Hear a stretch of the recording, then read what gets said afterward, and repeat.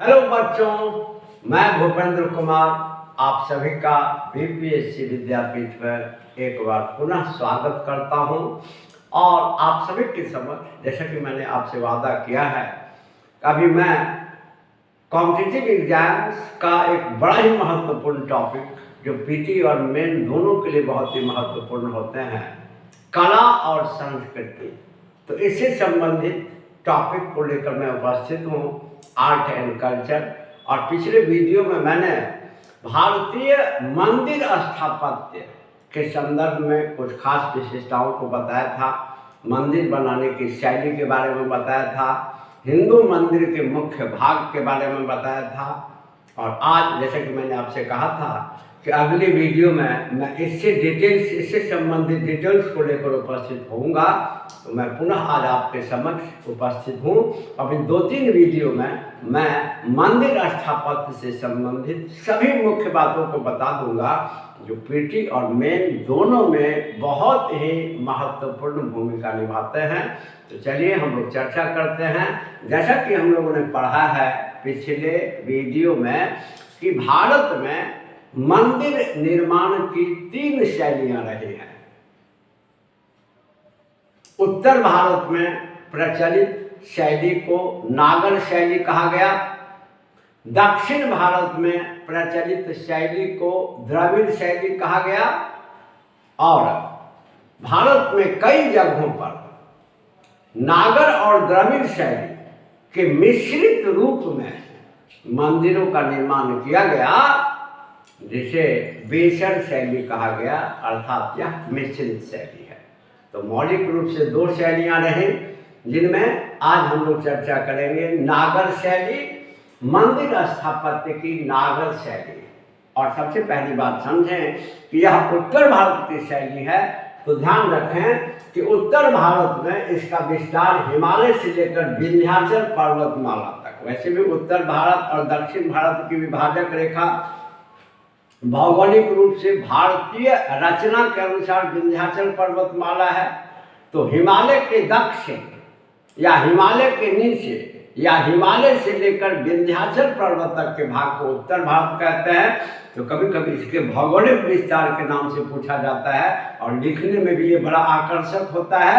तो इस मंदिर स्थापत्य का मुख्य प्रचलन मतलब कहीं कहीं इस सीमा को क्रॉस भी कर दिया गया है, लेकिन मुख्य प्रचलन उत्तर भारत में ही रहा, जिसका विस्तार हिमालय से लेकर विंध्याचल पर्वतमाला तक रहा। इसके बाद दूसरी बात ध्यान में रखनी है कि नागर शब्द की जो उत्पत्ति हुई है यह नगर से हुई है, क्योंकि इन मंदिरों का निर्माण नगरों में ही हुए। आरंभ में नगरों में ही इन मंदिरों का निर्माण हुए, मुख्यतः नगरों में ही इन मंदिरों का निर्माण हुए, इसीलिए इसे नागर शैली नाम दिया गया, यानी नागर शब्द की उत्पत्ति नगर से हुई है। तो ये 2 मुख्य बात को ध्यान में रखनी है। अब है नागर शैली के मंदिरों की मुख्य विशेषताएं। तो नागर शैली के मंदिरों की मुख्य विशेषताओं में सबसे पहले देखें वेदी। तो नागर शैली के जितने भी मंदिर बनाई गई हैं, उनमें आमतौर पर पहले एक ऊंचा चबूतरा का निर्माण किया गया है। इसी चबूतरा को वेदी कहा गया है। यहाँ लिखा है इस शैली में आमतौर पर संपूर्ण मंदिर एक विशाल चबूतरा या वेदी पर बनाया जाता था, जिस पर चढ़ने के लिए सीढ़ियां होती थी। आप नागर शैली के मंदिरों में देखेंगे जो मुख्य मंदिर बनाए गए हैं, या लगभग सभी मंदिरों को एक ऊंचे चबूतरे पर बनाया गया है। इसी चबूतरा को तकनीकी भाषा में वेदी कहा गया। इसके बाद नागर शैली के मंदिर की दूसरी मुख्य विशेषता ध्यान में रखें शिखर, जिनके बारे में हम लोगों ने चर्चा भी किया है। और मंदिर में एक घुमावदार गुंबद होता था, जिसे शिखर कहा जाता है। जैसा कि हम सभी जानते हैं, पिछले भी वीडियो में मैंने बताया कि मंदिर के ठीक ऊपर, खासकर गर्भगृह, जहाँ पर देवी देवताओं, मुख्य देवी देवता या अधिष्ठाता की मूर्तियां रखी जाती थी, उसके ऊपर जो घुमावदार गुंबद जैसी रचना बनी होती है, उसी को शिखर कहा जाता है। एक बात और ध्यान में रखनी है कि आरंभिक जो मंदिर बने नागर शैली में, तो आरंभिक मंदिरों में शिखर की संख्या प्रायः एक ही होती थी, लेकिन जैसे जैसे कालक्रम में मंदिर निर्माण शैली आगे बढ़ी तो नागर शैली में कई जटिलताएं आने लगी, जिनका एक बहुत ही अच्छा उदाहरण है कि आगे चल करके आरंभ में मंदिरों में एक ही शिखर हुआ करते थे, लेकिन आरंभ में शिखरों की संख्या अधिक से अधिक होने लगी। हालांकि मुख्य शिखर या सबसे लंबा शिखर गर्भगृह के ठीक ऊपर ही बनाए जाते थे, या गर्भगृह सबसे मुख्य शिखर के नीचे बनाए जाते थे। तो मंदिर निर्माण कला में जब जटिलता आने लगी तो आगे चल के कई शिखरों के निर्माण किए गए, लेकिन मुख्य शिखर या सबसे लंबा शिखर जो होता था वह गर्भगृह के ठीक ऊपर होता था। और शिखर की भी कई उपश्रेणियां देखी गई हैं, जिनमें 2 उपश्रेणी देखी गई है शिखर की, जो काफ़ी प्रमुख है, जो ऑब्जेक्टिव और सब्जेक्टिव में काफी काम करेगा। ध्यान रखेंगे, मुख्य शिखर हमेशा गर्भगृह के ऊपर होता था। शिखर के 2 रूप देखे जाते हैं, रेखा प्रसाद तथा फमसाना किस्म। ये तकनीकी शब्द है, रेखा प्रसाद तथा फमसाना किस्म।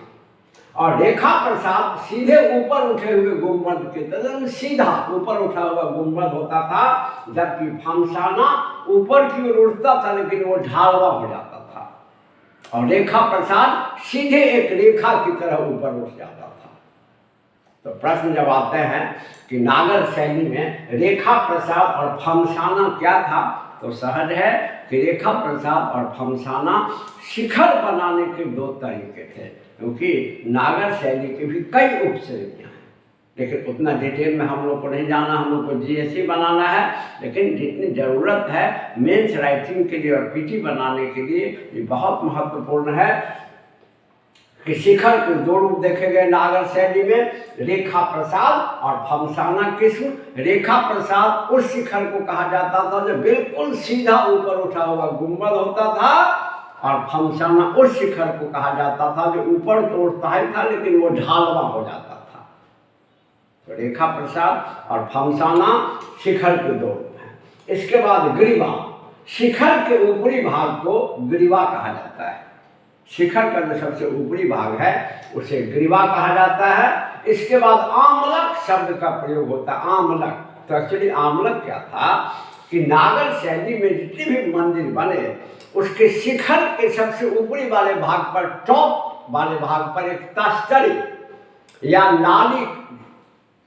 नालीदार चक्रिका, ये तकनीकी शब्द है, जिस जो तस्तरी, बिल्कुल या तस्तरी लिखा हुआ है, प्लेट जैसी या बड़ा थाल जैसी रचना आप देखेंगे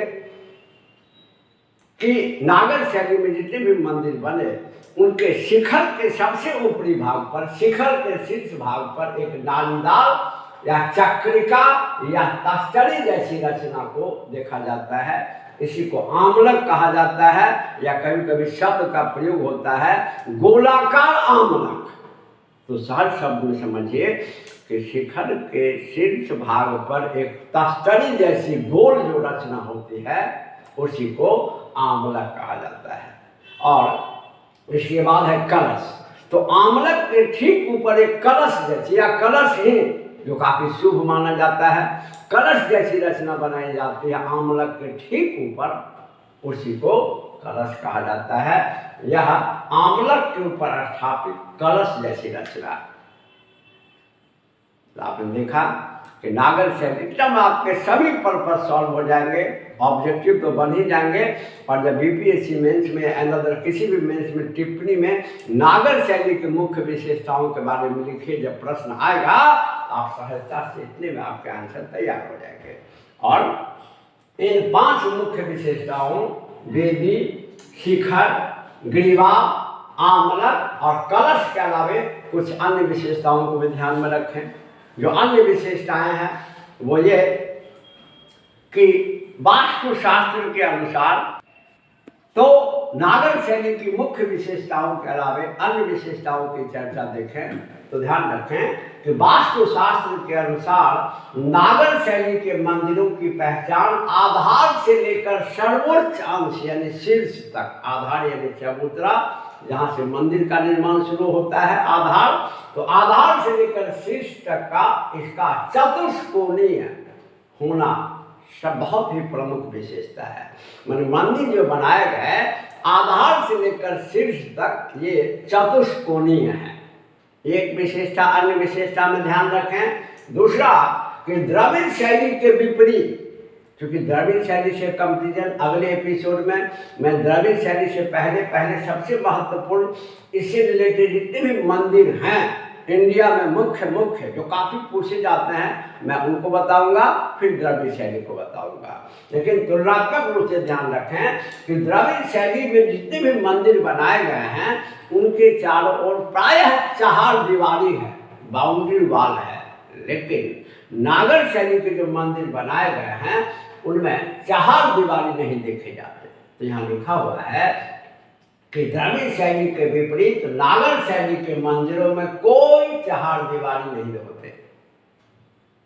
तो ये दो अन्य विशेषताएं, चतुष्कोणीय होते हैं मंदिर आधार से शीर्ष तक, नीचे से ऊपर तक, दूसरा चार दीवारी नहीं होता, और तीसरा कि नागर शैली के मंदिरों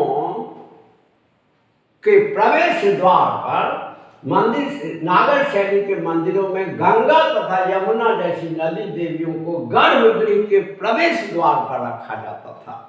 क्योंकि उत्तर भारत की नदियों में हम सभी जानते हैं कि गंगा और यमुना काफ़ी पवित्र नदी और धार्मिक रूप से काफ़ी मान्यता वाली नदी है, जिनको माँ का दर्जा दिया गया है। तो उत्तर भारत में नागर शैली में जितने भी मंदिर बने हैं प्रायः उनमें यह विशेषता देखी गई है कि जो गर्भगृह है जिनमें मुख्य देवता या अधिष्ठाता को रखा गया है, तो नागर शैली के जितने भी मुख्य मंदिर हैं उनमें गर्भगृह के प्रवेश द्वार पर गंगा तथा यमुना नदी को देवी के रूप में दर्शाया गया है।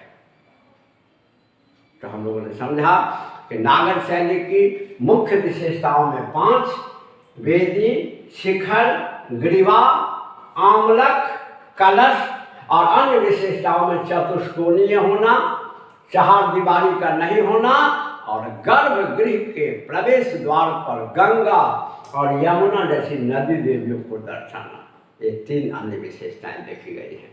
इनके बाद आपको उत्तर भारत में जो मुख्य मंदिर हैं जो नागर शैली में निर्मित हैं, जो काफ़ी पूछे जाते हैं, ऑब्जेक्टिव के लिए काफ़ी महत्वपूर्ण हैं, और सब्जेक्टिव भी जब लिखें तो उदाहरण के तौर पर लिखना होता है उन्हें। तो अगले वीडियो में मैं नागर शैली से रिलेटेड जितने भी मुख्य मंदिर हैं भारत के उनको लेकर उपस्थित होऊंगा, और मेरा विश्वास है कि ये वीडियो आपको अच्छा लगा होगा, आपके लिए यूजफुल होगा। और अगर आपको अच्छा लगे तो मेरे चैनल को आप जरूर से जरूर सब्सक्राइब करें, ताकि क्रमबद्ध ढंग से वीडियो आपके पास पहुंचे, और इसको लाइक और शेयर करते रहें। फिर अगली वीडियो के साथ उपस्थित होते हैं, तब तक के लिए धन्यवाद।